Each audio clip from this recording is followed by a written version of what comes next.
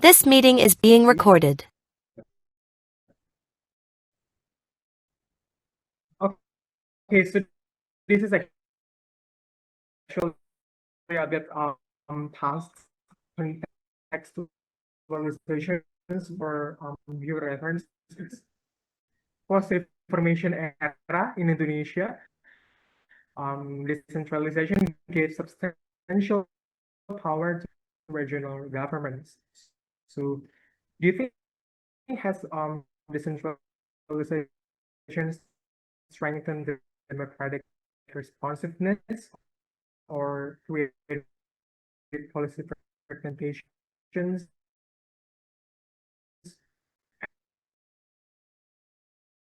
and coordination challenges?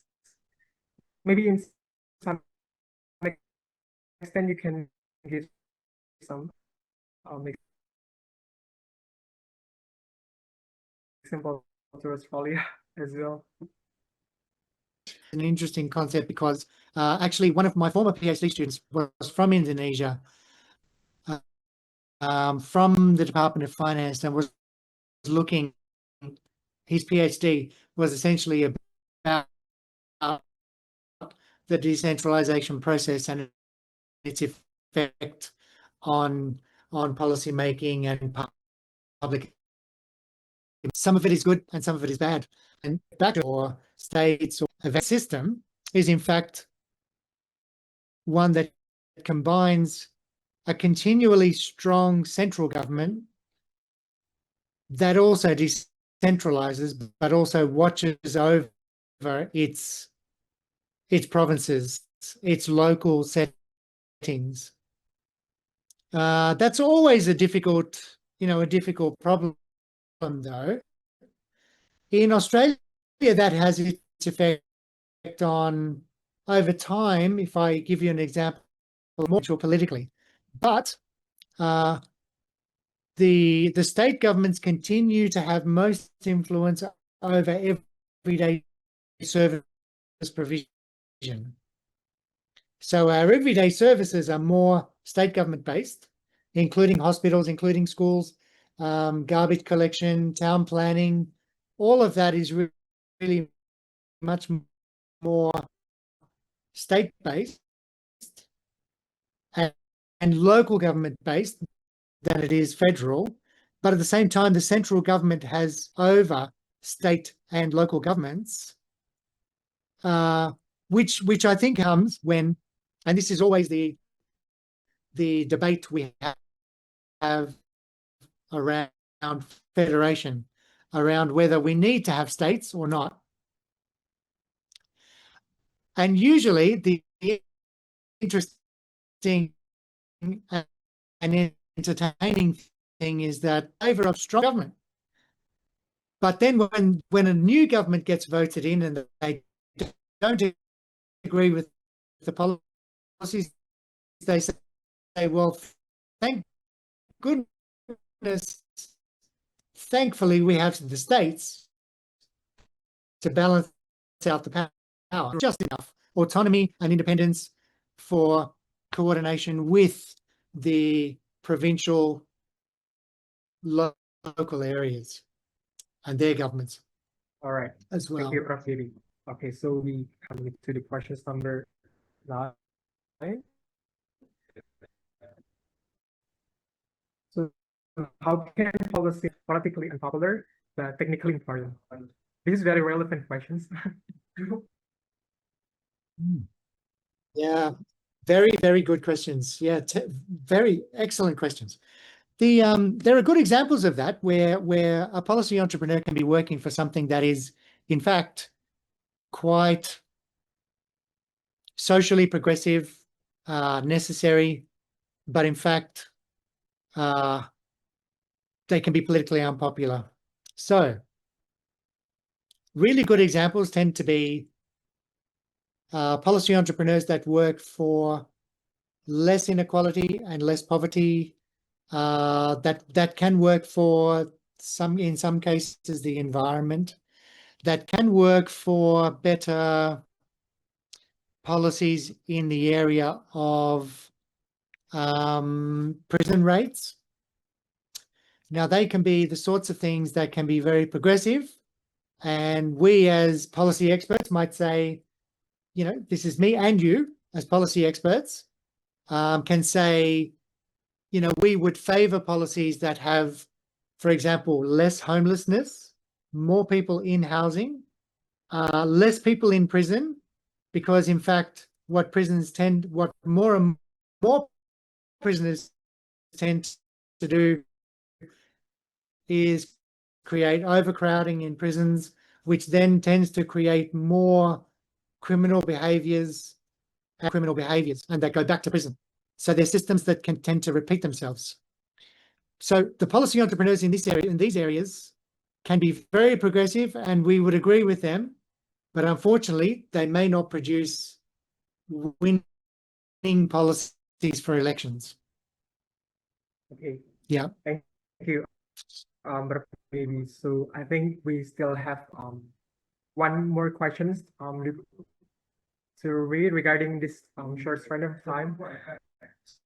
So this personal institution in Australia, for example, NAO, can influence the government policy making. If it can, in what way? I'm more familiar with the state-based audit offices than the federal one, but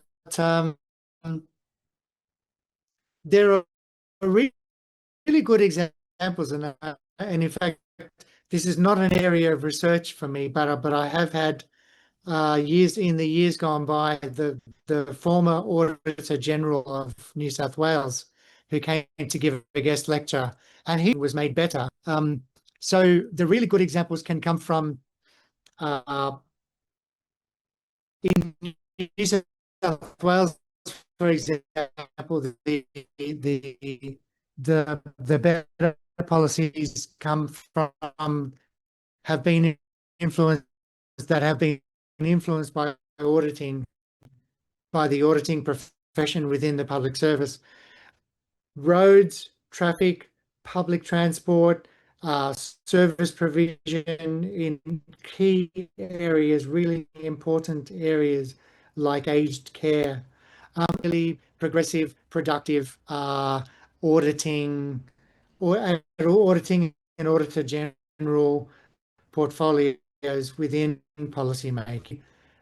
That we need the audit to keep all good value for money for the taxpayers, but also secondly that they can that the distribution of the finances and the funding can be more progressive and fairer for people. It can result, for example, in lower than otherwise prevalent tolls on roads. It can result in better services in as an example. There are others. So I would say I can't say much about the ANAO because that's the Commonwealth with that, but I can agree that the auditing in the public service do terrific work.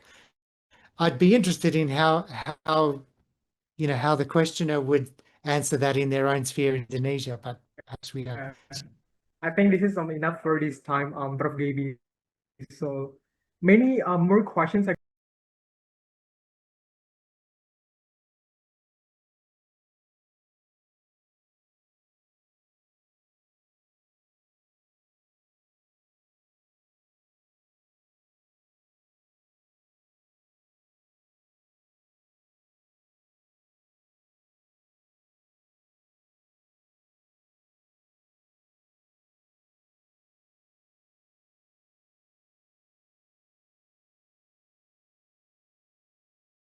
This meeting is being Influence- recorded.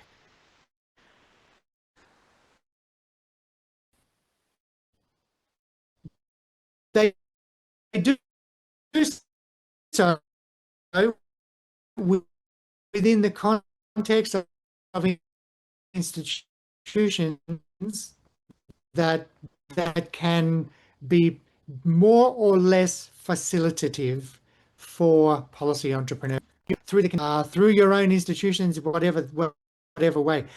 You know, there's an old saying that you can think globally, act locally. Pick your sphere, pick your territory, and do what you can, because people can make a difference. All right.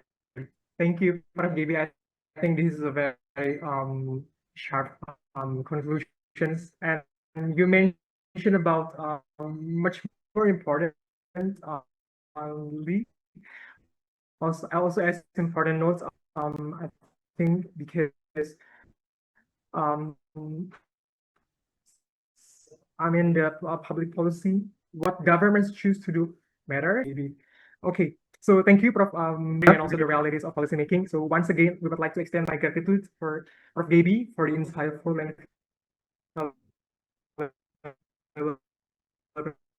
presentation, Prof. And to make so round of applause, maybe to Prof. Gaby for such insightful discussions on this evening. Okay, so to all the participants, I hope you found this afternoon sessions informative. But before that, merchandise to three winners. So we're gonna have a fun quiz, Prof. Gaby, to all of those who are lucky enough to join. So you may join Panama sessions today. So yeah, to all of you who interested in joining games for quiz today, you could joining by clicking the Aussie link with the code that has been dropped on the chat box.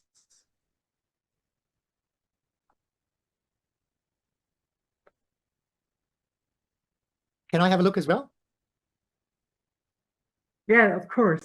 You can join us. So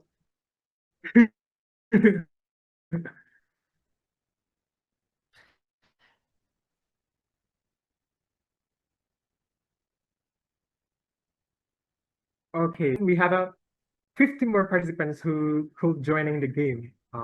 It's quiz2romanti.com. You can simply scan the barcode.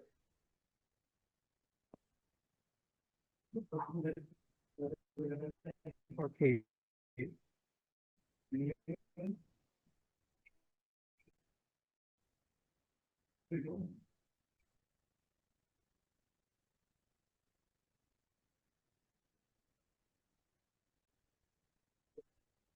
Hey, we joining.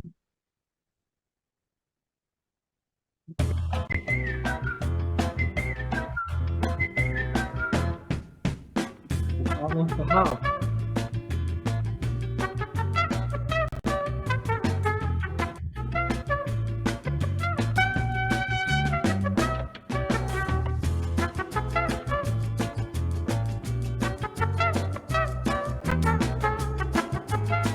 Think that everyone's ready.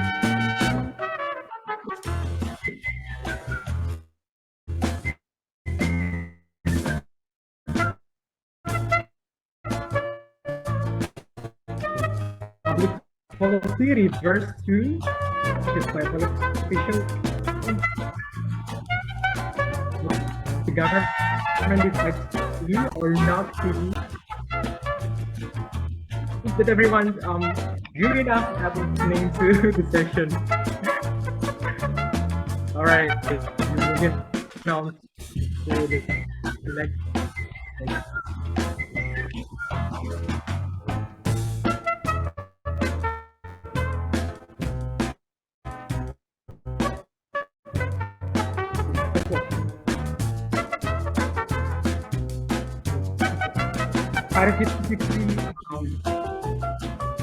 Difficulty.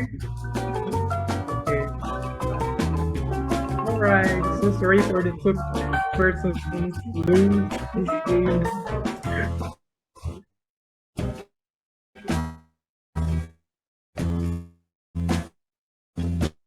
Alright. And then introduce article legislation favors to or lobbying.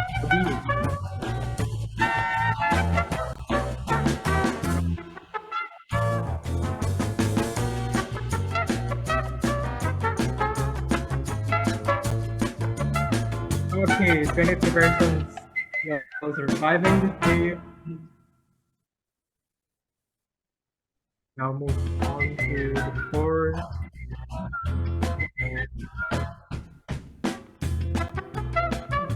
Okay, this is very important. Which area is part of the research focus?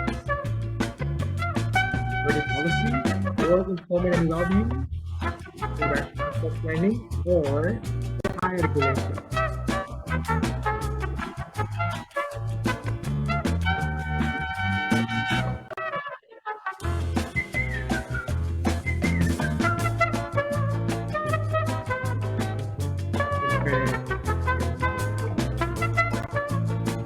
We still have one more question.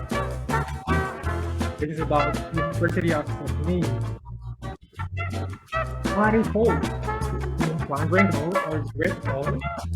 The business team is science center or the sports.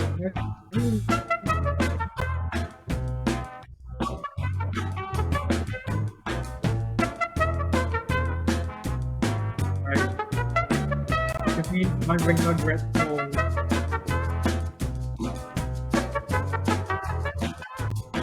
These are the top three. Congratulations to Aga.